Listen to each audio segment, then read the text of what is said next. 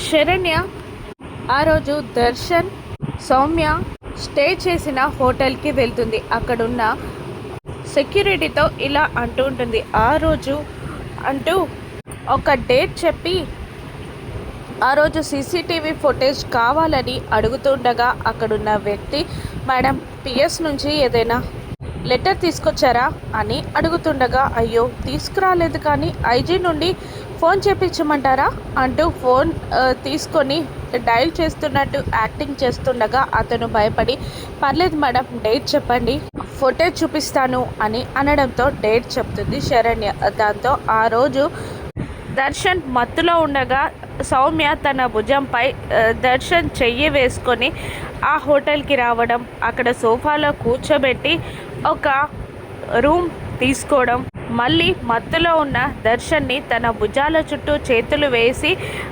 రూమ్లోకి తీసుకెళ్ళడం అంతా ఆ సీసీటీవీ ఫుటేజ్లో కనిపించడంతో, అంతా నీ పనే, నువ్వు కావాలని ఇదంతా చేసి నా భర్తని ఇరుకిస్తున్నావు, ఇప్పుడు నీ సంగతి చెప్తా అనుకుంటూ ఆ ఫుటేజ్ అంతా ఒక పెన్ డ్రైవ్లో కాపీ చేయించుకొని బయలుదేరుతుంది శరణ్య. అక్కడున్న హోటల్ మేనేజర్ సౌమ్యకి ఫోన్ చేసి, శరణ్య అనే అమ్మాయి వచ్చి ఆ రోజు సీసీటీవీ ఫుటేజ్ని కాపీ చేసి తీసుకెళ్ళింది మేడం అని సౌమ్యకి చెప్పగానే, అమ్మో నా బండారం అంతా బయటపడిపోతుంది, ఇక నేను ఇక్కడ ఉండడం కరెక్ట్ కాదు, పారిపోవాలి అని అనుకుని పారిపోవడానికి ఆ రూమ్ డోర్ ఓపెన్ చేస్తుంది సౌమ్య. కార్లో పెన్ డ్రైవ్ని కోపంగా చూస్తూ వస్తూ ఉంటుంది శరణ్య.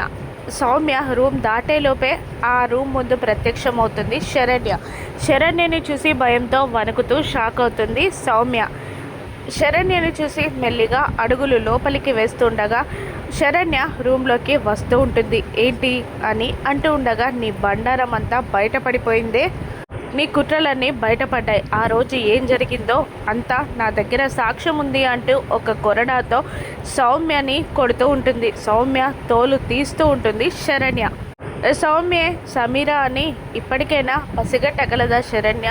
రానున్న ఎపిసోడ్స్లో చూద్దాం. Thank you for watching.